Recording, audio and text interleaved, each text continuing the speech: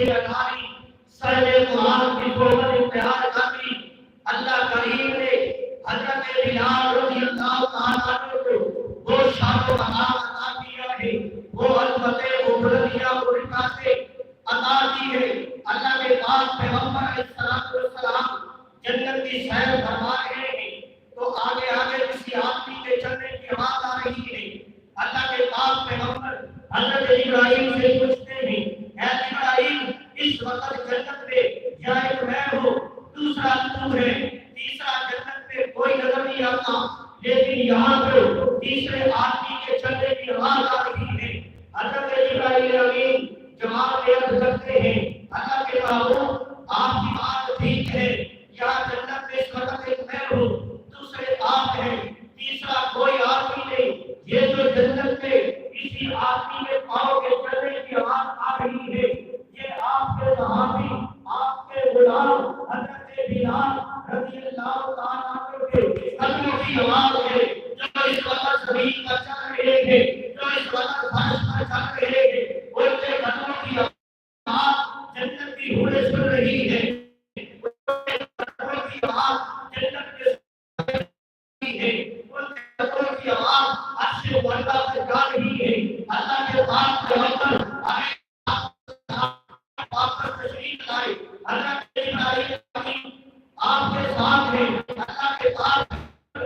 حضرت بلال رضی اللہ عنہ کے ایسی بلندیاں، ایسی رفعتیں، ایسا شان مقام عطا کر دیا ہے کہ سجدہ زمین پر ہے، تیرے قدموں کی آواز جنت کی حوریں سنتی ہے، تیرے قدموں کی آواز جنت میں جاتی ہے۔ حضرت بلال عرض کرنے لگے، آنکھوں میں آنسو آ گئے، اللہ کے محبوب میں قابل کہاں ہوں کہ چلوں زمین پر میرے قدموں کی آواز جنت میں جائے۔ اللہ کے پاس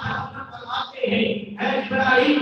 اے بلال میں نے ابراہیم سے پوچھا ہے تو ابراہیم نے بتایا ہے، اے اللہ کے محبوب یہ آپ کے غلام آپ کے صحابی حضرت بلال رضی اللہ عنہ کے قدموں کی آواز ہے جو اس وقت زمین پر چل رہے ہیں۔ اللہ نے وہ شان و مقام عطا کر دیا ہے تو ان کے قدموں کی آواز جنت کی حوریں سن رہی ہیں۔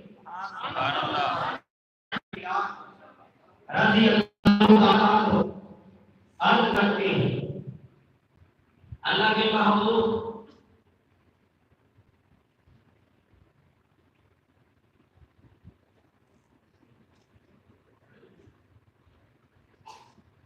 حضرت بلال رضی اللہ عنہ جواب عرض کرتے ہیں، اے اللہ کے محبوب جب سے قرآن سے دوستی پیدا کی ہے، جب سے قرآن سے یاری اختیار کی ہے، جب سے قرآن کریم کے ساتھ نسبت ہوئی ہے اور صاحب قرآن کی صحبت کو اختیار کیا ہے اور ہمیشہ معمول رہتا ہوں، جب وضو ٹوٹ جاتا ہے نیا وضو کر لیتا ہوں، 2 رکعت تہجد الوضو پڑھ لیتا ہوں، شاید کہ اللہ کریم کو یہ عمل پسند آ گیا ہو، اس عمل کے بدلے مجھے وہ عظمتیں وہ بلندیاں وہ رفعت سے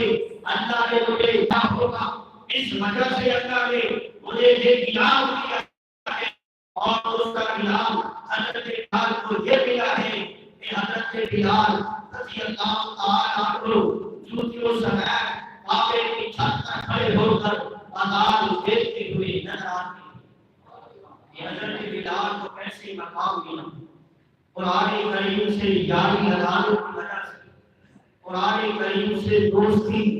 قائم کرنے کی وجہ سے، قرآن کریم کی تلاوت کرنے کی وجہ سے اللہ رب العزت نے ایسا شان جنت کی حوریں سنتی ہیں۔ دعا ہے کہ اللہ کریم مجھے آپ کو قرآن کریم سے صحیح محبت عقیدت رکھنے کو بھی نصیب